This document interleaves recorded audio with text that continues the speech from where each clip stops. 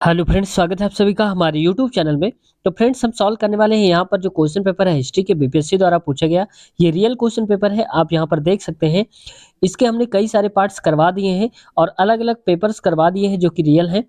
उनमें अगर पिछले पार्ट आपने नहीं देखा है तो लिंक इसी वीडियो के डिस्क्रिप्शन में है, आप वहाँ से चेक कर सकते हैं। तो आइए शुरुआत करते हैं आज की इस वीडियो की। बहुत इंपॉर्टेंट क्वेश्चन होने वाले हैं ये, जो कि एग्जाम में रिपीट होने के बहुत चांसेस हैं इसके। और इस टाइप के क्वेश्चन अगर आप पढ़ लेते हैं तो आपके नंबर श्योर हो जाएंगे। तो आइए शुरुआत करते हैं वीडियो की। फ्रेंड्स, अगर चैनल पर नए हैं तो आपसे रिक्वेस्ट है चैनल को सब्सक्राइब जरूर कर लें और बेल आइकन दबाना बिल्कुल भी मत भूलें। तो फ्रेंड्स, शुरुआत करते हैं वीडियो की। अब देखो यहाँ पर पहला कहा जा रहा है, जर्मनी के एकीकरण का वास्तुकार कौन था जो रक्त एवं लौह नीति पर विश्वास करता था। यानी कि एक कोई वास्तुकार था जो कि रक्त और लौह पर विश्वास किया करता था। तो ये था ओटो वान बिस्मार्क, यानी कि ऑप्शन बी राइट आंसर है। नेक्स्ट 26 में कहा जा रहा है, इसको थोड़ा बड़ा करता हूँ। 26 नंबर पे कह रहा है कि द्वितीय विश्व युद्ध में नवंबर 1941 में अमेरिका के प्रवेश का मुख्य कारण क्या था। यानी कि 1941 में जब विश्व युद्ध हुआ था तो अमेरिका भी प्रवेश कर गया था, अमेरिका ने भी भाग लिया था। ऐसा क्यों, क्या कारण था? तो देखो, पोलैंड पर जर्मनी का आक्रमण ये नहीं था, स्टालिनग्राड का युद्ध ये भी नहीं था, अगला है सुडेटेनलैंड पर जर्मन कब्जा ये भी नहीं था। तो इसमें जब कोई सही नहीं तो हम कहेंगे ऑप्शन नंबर ई हो जाएगा, यानी कि उपरयुक्त में से कोई सही नहीं है।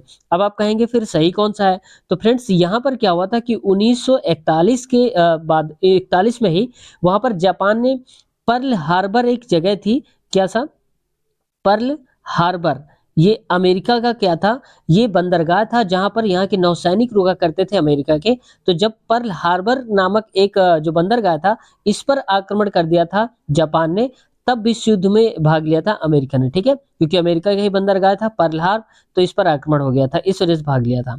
अगला क्वेश्चन नेक्स्ट पे आते हैं 28 पे। और इसमें कहा जा रहा है क्वेश्चन में, कह रहा है कि जब मार्को पोलो ने चीन का दौरा किया था तब वहां का शासक कौन था। यानी कि कुल मिला के ये कह रहा है कि मार्को पोलो चीन में जब आया था तो वहां का शासक कौन हुआ करता था। तो फ्रेंड्स, ये थे यहाँ पर कुबलाई खान, यानी कि ऑप्शन बी राइट आंसर हो जाएगा। नेक्स्ट क्वेश्चन है 29 नंबर। और 29 नंबर क्वेश्चन पे आते हैं।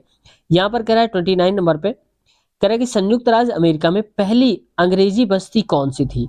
यानी कि पहली अंग्रेजी बस्ती कौन सी थी, तो ये थी जेम्स टाउन, यानी कि ऑप्शन ए राइट आंसर हो जाएगा। अगला है 30 नंबर।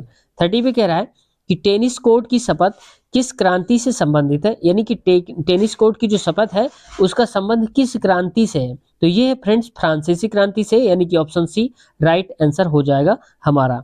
नेक्स्ट क्वेश्चन की बात करते हैं। अगला क्वेश्चन है हमारा आज का 31। और 31 क्वेश्चन पे कह रहा है कि मित्र राष्ट्रों ने सेवरेस की संधि किस देश के साथ की थी। यानी कि मित्र राष्ट्रों ने सेवरेस की जो संधि है वो किस देश के साथ की थी। तो फ्रेंड्स, इसका राइट आंसर हो जाएगा यहाँ पर टर्की, यानी कि ऑप्शन बी राइट आंसर हो जाएगा। अगला क्वेश्चन नेक्स्ट पे आते हैं 32 में। और इसमें कह रहा है 1733 में फ्लाइंग शटल मशीन का आविष्कार किसने किया था। यानी कि 1733 के बाद है कि फ्लाइंग शटल एक मशीन बनाई गई थी, जिसको बनाया किसने था, आविष्कार किसने किया था। तो ये थे जॉन के, यानी कि ऑप्शन बी हमारा राइट आंसर हो जाएगा। अगला क्वेश्चन 34 की बात कर लेते हैं। अगला है 33। किस संधि के द्वारा 30 वर्षीय युद्ध की समाप्ति हुई थी। यानी कि 30 वर्ष से चला रहा जो युद्ध था उसकी समाप्ति हो गई थी, किस संधि के होने के कारण। तो ये था वेस्टफेलिया की संधि, यानी कि ऑप्शन बी राइट आंसर हो जाएगा। नेक्स्ट क्वेश्चन पे आते हैं फ्रेंड्स। यहाँ पर कह रहा है पेरिस शांति सम्मेलन में इटली का प्रतिनिधित्व किसने किया था। यानी कि पेरिस शांति जब सम्मेलन हुआ था तो उसमें प्रतिनिधित्व करा था, वो किसने करा था। तो यहाँ पर ये करा था आरलैंडो ने, यानी कि ऑप्शन बी हमारा राइट आंसर हो जाएगा। नेक्स्ट क्वेश्चन पे आते हैं 35 नंबर पे। और 35 नंबर क्वेश्चन है, इसमें कह रहा है कि वैंकूवर, थोड़ा छोटा करता हूँ, कह रहा है कि वैंकूवर जाने के लिए कोमागाटा मारू जहाज किराए पर किसने लिया था। यानी कि वैंकूवर जाना था उसको और उसने एक जहाज लिया था जिसका नाम क्या था, कोमागाटा मारू। तो किसने लिया था किराए पर जहाज।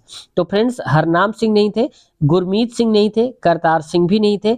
तो कौन से थे अगर आप कहेंगे, तो इसका राइट आंसर क्या हो जाएगा, कोई सही नहीं है। जब कोई सही नहीं होता तो हम ऑप्शन नंबर लगाते हैं यहाँ पर ई नंबर, यानी कि इनमें से कोई सही नहीं है। लेकिन अगर आप इसका आंसर जानना चाहते हैं कि इसका आंसर क्या होना चाहिए था जो कि ऑप्शन में नहीं दिया गया है, तो फ्रेंड्स इसका जो राइट आंसर है वो हो जाएगा गुरदीप सिंह, यानी कि मैं लिख देता हूं यहाँ पर गुरदीप सिंह। ठीक है, तो गुरदीप सिंह कहीं पर ऑप्शन में नहीं दिया है इस वजह से, वरना अगर सही होता तो यही होता है गुरदीप सिंह।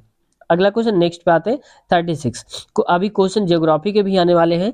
अगला क्वेश्चन देखो 36 कह रहा है यहाँ पर शोर कमेटी की स्थापना से कौन संबंधित नहीं है। देखो कई बार क्या होता है कि हम पेपर में ये करते हैं कि पढ़ के चले जाते हैं लेकिन नहीं वर्ड को हम छोड़ जाते हैं और वहीं से हमारा आंसर गलत हो जाता है, तो ऐसी गलती भी नहीं करना है।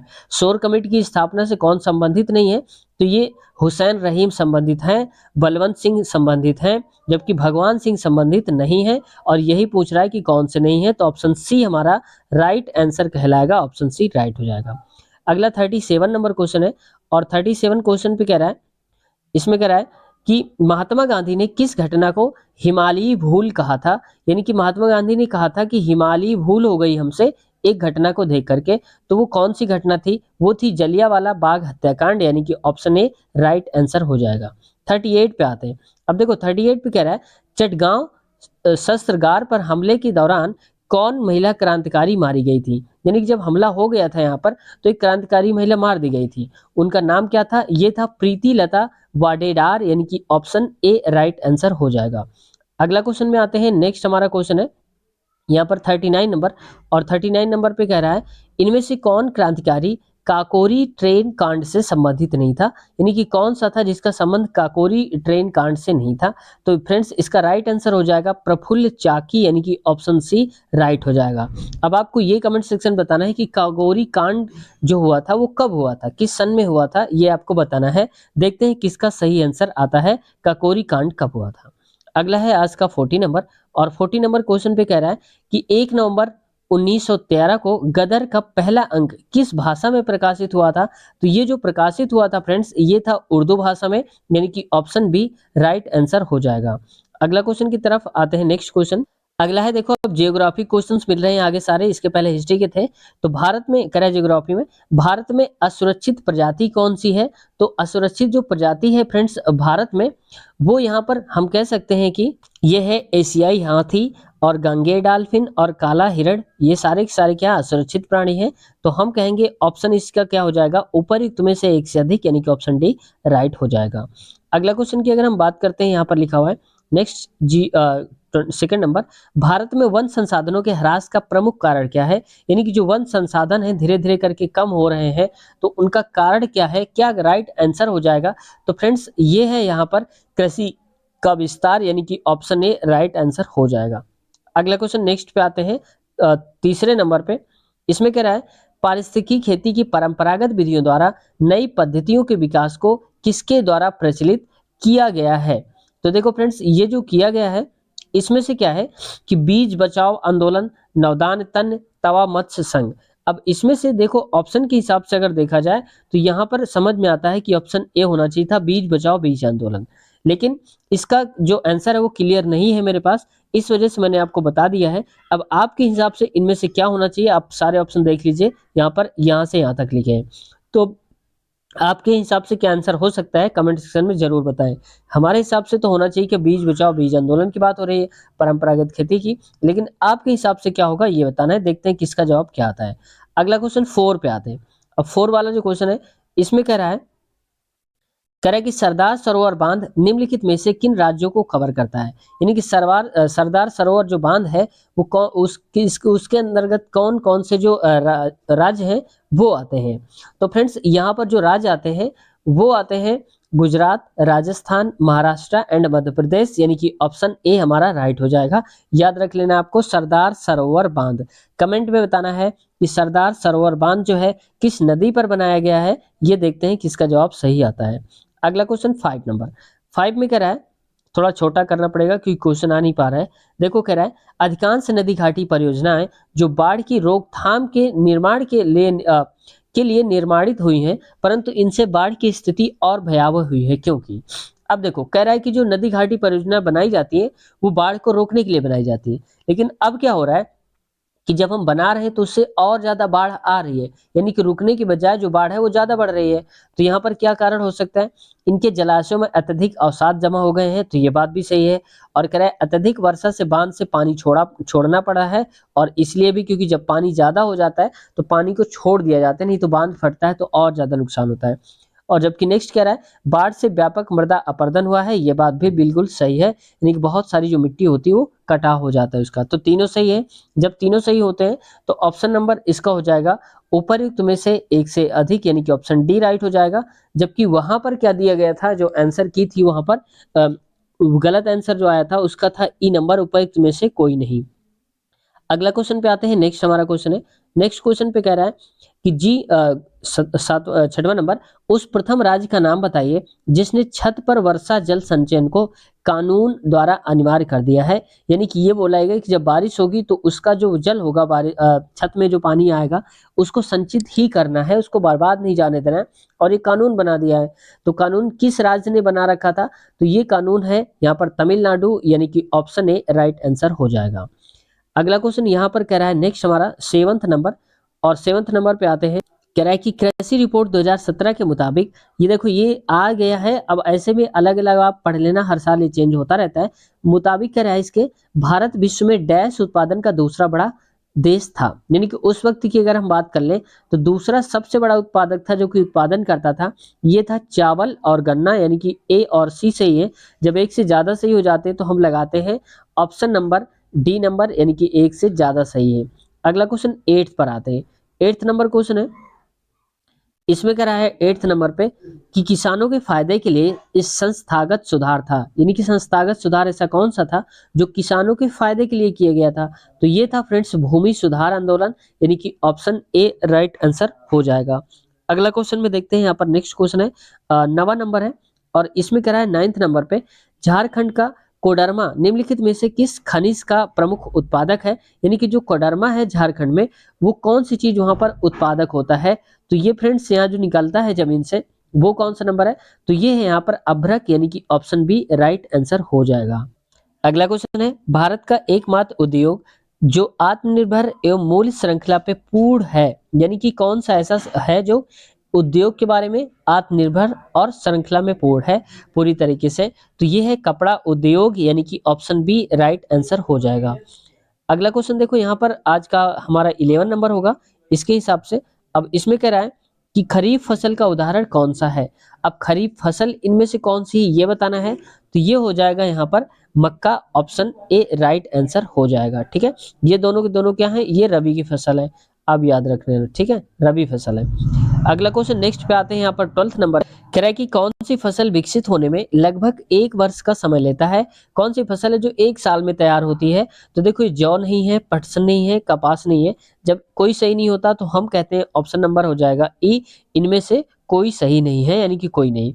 अब आप कहेंगे इसका सही आंसर क्या होना चाहिए? तो फ्रेंड्स यहाँ पर अगर होता गन्ना कहीं पर तो हमारा राइट आंसर हो जाता है, क्योंकि इसको तैयार होने में तकरीबन 1 साल लग जाता है। ठीक है, लगभग इसीलिए लिखा हुआ है। अगला क्वेश्चन नेक्स्ट पे आते हैं, 13 है, और 13 नंबर को थोड़ा सा मैं छोटा करूंगा क्योंकि आपको देखने में आसानी हो जाए।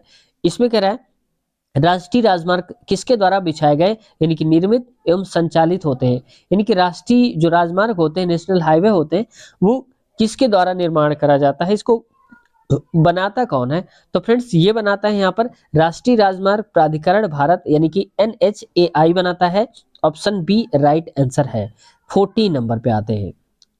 अगला क्वेश्चन कह रहा है जलोढ़ मिट्टी को उसकी आयु के आधार पर वर्गीकृत किया जाता है, नई जलोढ़ मिट्टी को क्या नाम दिया गया है? यानी कि जो नई जलोढ़ मिट्टी होती है, एक पुरानी जलोढ़ मिट्टी होती है, तो नई जलोढ़ मिट्टी को हम किस नाम से जानते हैं? तो फ्रेंड्स ये जानते हैं खादर, यानी कि ऑप्शन ए।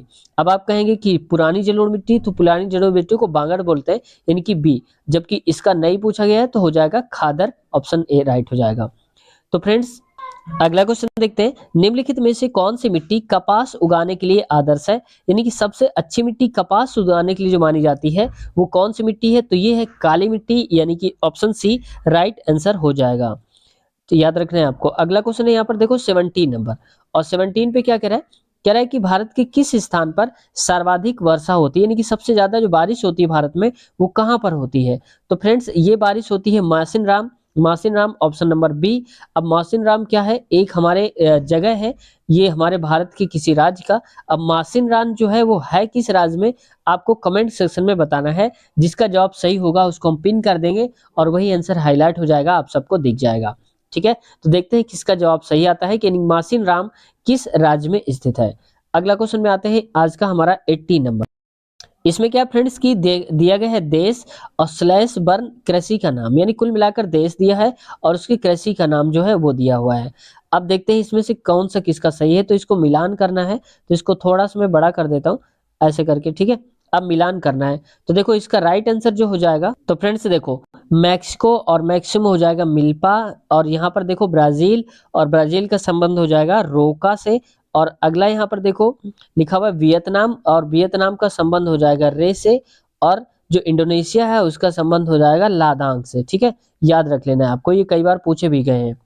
तो यहाँ पर देखो ऐसे अगर आते हैं तो आप स्क्रीनशॉट ले लीजिए इसका, और उम्मीद है स्क्रीनशॉट आपने अब तक ले लिया होगा। आगे बढ़ते हैं क्योंकि काम आने वाले हैं आगे। नेक्स्ट क्वेश्चन में देखते हैं हमारा, तो देखो इसका राइट आंसर क्या हो जाएगा, अब आप पूछेंगे तो इसका राइट आंसर हो जाएगा हमारा सी नंबर। ठीक है, याद रखना। अगला क्वेश्चन में आते हैं नेक्स्ट 90 नंबर, यानी कि 19वां। 19वां में क्या कह रहा है, कह रहा है कि भूदान ग्रामदान आंदोलन, जिसे रक्तहीन क्रांति के नाम से भी जाना जाता है, किसके द्वारा शुरू किया गया था। यानी कुल मिला के ये कह रहा है कि भूदान आंदोलन की शुरुआत किसने करी थी, किसके द्वारा किया गया था। तो इसका राइट आंसर है फ्रेंड्स विनोबा भावे, यानी कि ऑप्शन ए राइट हो जाएगा। इसको आप स्टार लगाकर लिख लीजिए, इंपॉर्टेंट क्वेश्चन में से आता है, ये बार बार रिपीट होते हैं। तो विनोबा भावे ने करा था भूदान या ग्रामदान आंदोलन की शुरुआत। अगला है देखो 20 नंबर, और 20 नंबर क्वेश्चन पे क्या कह रहा है, इसको थोड़ा छोटा करता हूं। इसमें कह रहा है कि कुछ टूथपेस्ट में चमक किस खनिज से आती है, यानी कि टूथपेस्ट होते हैं जिनमें चमक होती है, किसकी वजह से होती है। तो फ्रेंड्स ये होती है अभ्रक की वजह से, यानी कि ऑप्शन सी राइट आंसर हमारा हो जाएगा।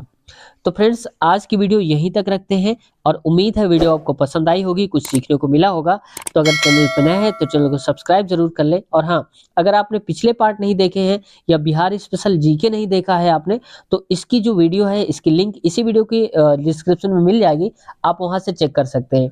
और एक इंपॉर्टेंट टॉपिक होता है भारतीय राष्ट्रीय आंदोलन, उसकी भी जो लिंक है यहाँ पर डिस्क्रिप्शन में मिल जाएगी, आप चेक कर सकते हैं अगर आप देखना चाहते हैं।